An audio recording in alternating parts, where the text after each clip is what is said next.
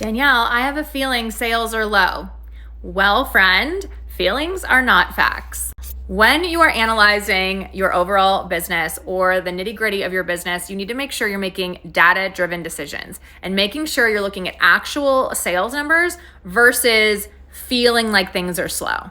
A lot of times people will say, Danielle, today is slower than it was yesterday. Well, you can't compare Wednesday to Tuesday. You need to compare Wednesday to Wednesday. You also need to take into consideration seasonality. So you can't compare this week to last week because this week might have had a holiday, it might have had things going on in the world versus last week didn't. So you want to make sure that you're making data-driven decisions and making sure you're looking at data that is comparable before you start freaking out about sales being in flux. Additionally, we want to make sure that we are paying attention to the right kind of data.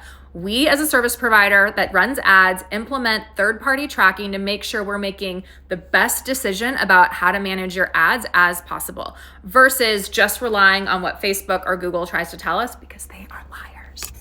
If you are running ads, you need to make sure you are using third-party tracking. If applicable, you can't use it on all platforms, but you want to make sure you're using that to make the best decisions for your business and to accurately analyze the ad performance.